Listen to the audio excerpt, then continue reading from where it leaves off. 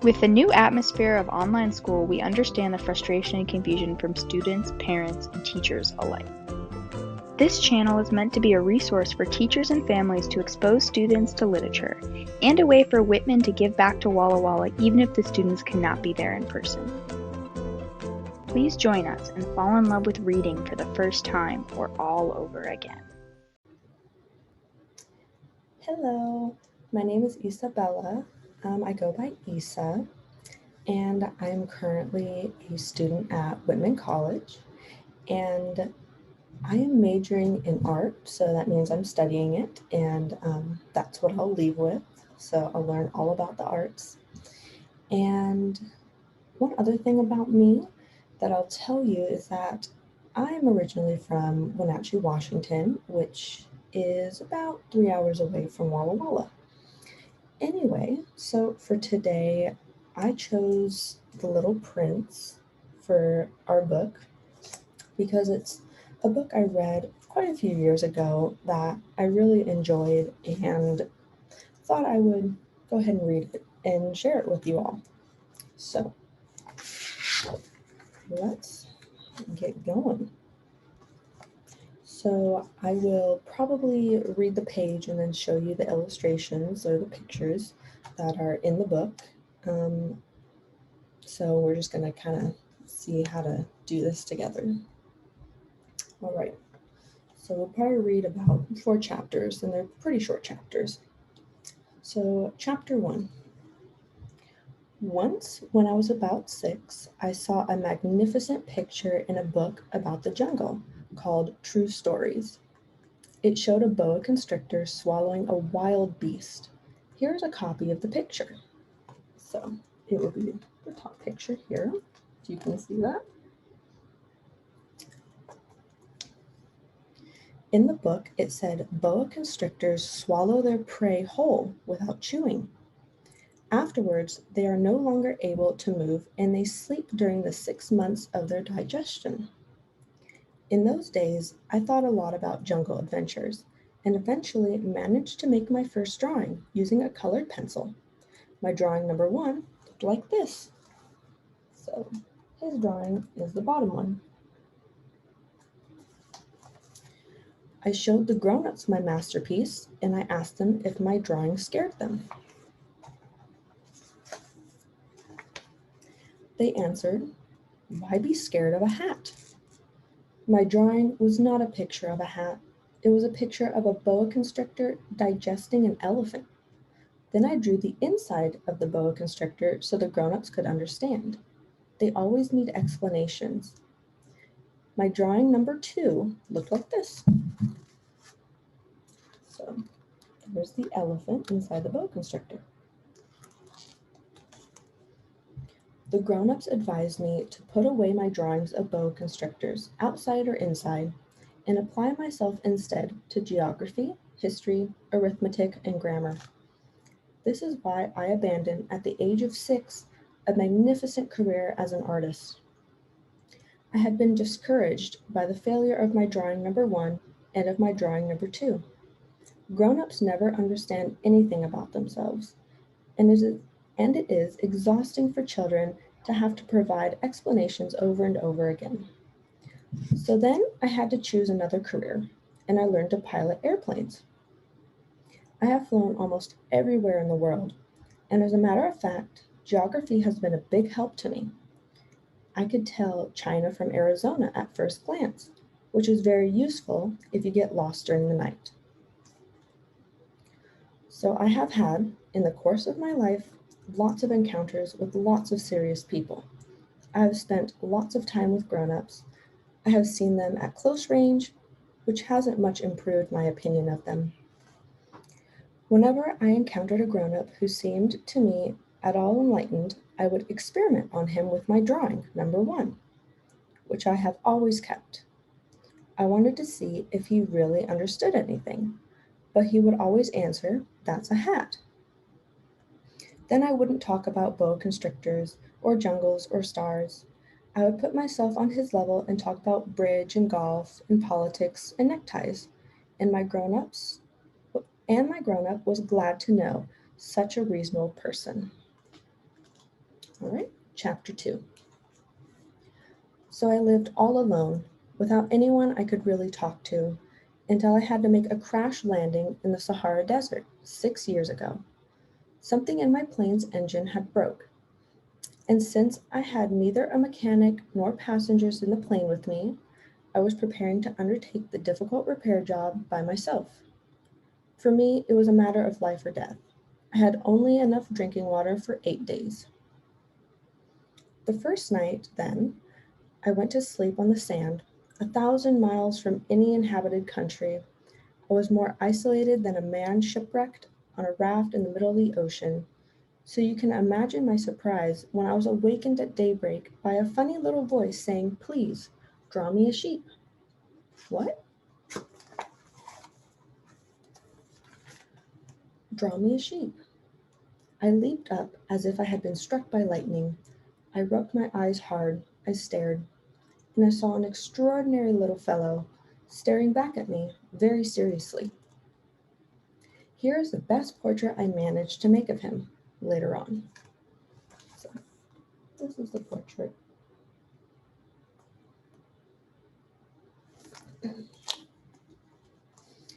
But of course, my drawing is much less attractive than my model. This is not my fault. My career as a painter was discouraged at the age of 6 by the grown ups, and I had never learned to draw anything except boa constrictors, outside and inside. So I stared wide eyed at this apparition. Don't forget that I was 1,000 miles from any inhabited territory, yet this little fellow seemed to be neither lost nor dying of exhaustion, hunger, or thirst, nor did he seem scared to death. There was nothing in his appearance that suggested a child lost in the middle of the desert 1,000 miles from any inhabited territory. When I finally managed to speak, I asked him, "But what are you doing here?" And then he repeated, very slowly and very seriously, "Please draw me a sheep." In the face of an overpowering mystery, you don't dare disobey. Absurd as it seemed, 1,000 miles from all inhabited regions and in danger of death, I took a scrap of paper and a pen out of my pocket. But then I remembered that I had mostly studied geography, history, arithmetic, and grammar, and I told the little fellow, rather crossly, that I didn't know how to draw. He replied, "That doesn't matter. Draw me a sheep."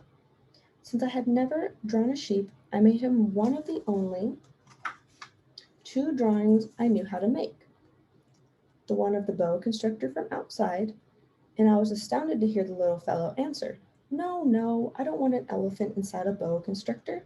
A boa constrictor is very dangerous, and an elephant would get in the way. Where I live, everything is very small. I need a sheep. Draw me a sheep." So then I made a drawing. He looked at it carefully and then said, "No, this one is really quite sick. Make another one." I made another drawing. My friend gave me a kind, indulgent smile. "You can see for yourself. That's not a sheep. It's a ram. It has horns." So I made my third drawing, but it was rejected like the others. "This one's too old. I want a sheep that will live a long time." So then, impatiently, since I was in a hurry to start working on my engine, I scribbled this drawing and added, "This is just the crate. The sheep you want is inside." But I was amazed to see my young critic's face light up. "That's just the kind I wanted. Do you think this sheep will need a lot of grass?" So let me show you the little sheep drawings. So these are all the sheeps that he drew, and then the crate down here. So then we'll go to this page. Because where I live, everything is very small. There's sure to be enough. I've given you a very small sheep. He bent over the drawing. "Not so small as all that. Look, he's gone to sleep." And that's how I made the acquaintance of the little prince. Chapter 3. It took me a long time to understand where he came from. The little prince who asked me so many questions never seemed to hear the ones I asked him. It was things he said quite at random that bit by bit, explained everything. For instance, when he first caught sight of my airplane, I won't draw my airplane, that would be too much complicated for me. He asked, "What's that thing over there?" "It's not a thing, it flies. It's an airplane. My airplane." And I was proud to tell him I could fly. Then he exclaimed, "What? You fell out of the sky?" "Yes," I said modestly. "Oh, that's funny." And the little prince broke into a lovely peal of laughter, which annoyed me a good deal. I like my misfortunes to be taken seriously. Then he added, "So you fell out of the sky too? What planet are you from?" This is the art for that over here.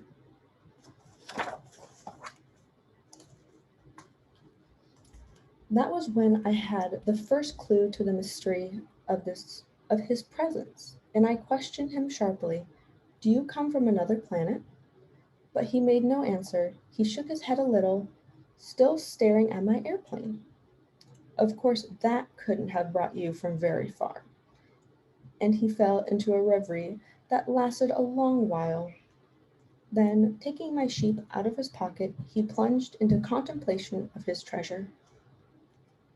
You can imagine how intrigued I was by this hint about other planets. I tried to learn more.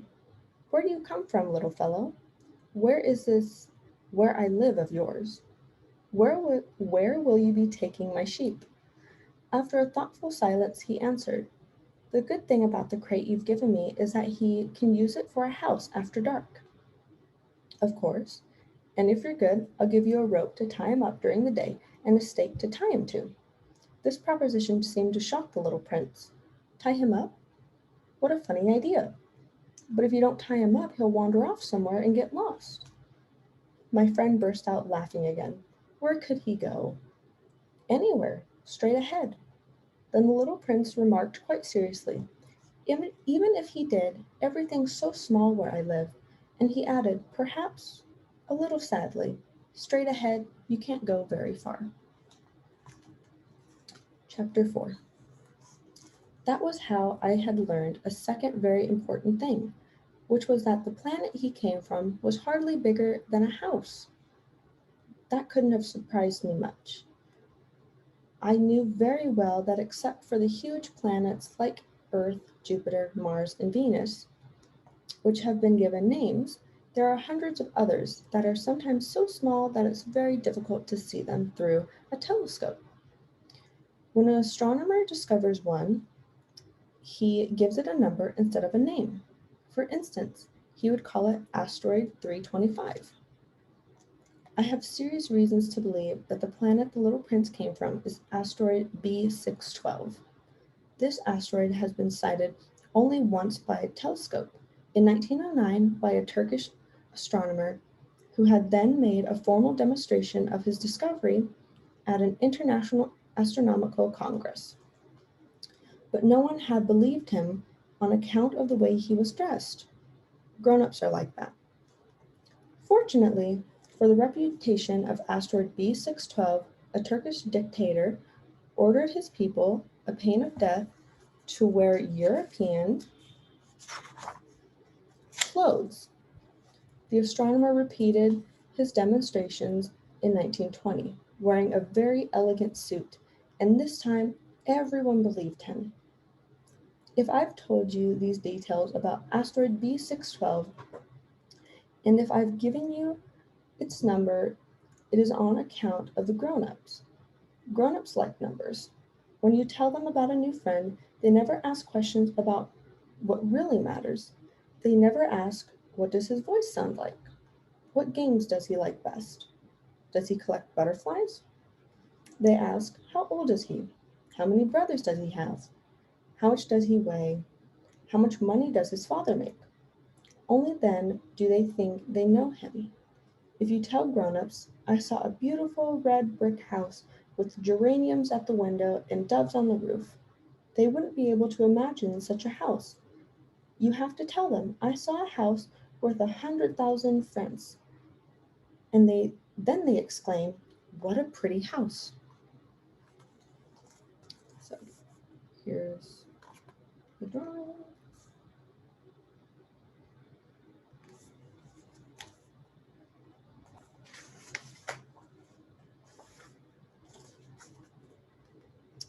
So if you tell him, the proof of the little prince's existence is that he was delightful, that he laughed, and that he wanted a sheep, when someone wants a sheep, that proves he exists. They would shrug their shoulders and treat you like a child. But if you tell them the planet he came from is asteroid B612, then they'll be convinced, and they won't bother you with their questions. That's the way they are. You must not hold it against them. Children should be very understanding of grown-ups. But of course, those of us who understand life couldn't care less about numbers. I should have liked to begin the story like a fairy tale. I should have liked to say, once upon a time, there was a little prince who lived on a planet hardly any bigger than he was, and who needed a friend. For those who understand life, that would sound much truer. The fact is, I don't want my book to be taken lightly. Telling these memories is so painful for me. It's already been 6 years since my friend went away, taking his sheep with him. If I try to describe him here, it's so I won't forget him. It's sad to forget a friend. Not everyone has had a friend, and I might become like the grown-ups, who are no longer interested in anything but numbers, which is still another reason why I've bought a box of paints and some pencils. It's hard to go back to drawing at my age when you've never made any attempts since the one of a boa from inside and the one of a boa from outside at the age of 6. I'll certainly try to make my portraits as true to life as possible, but I'm not entirely sure of succeeding. One drawing works, and the next no longer bears any resemblance, and I'm a little off on his height too.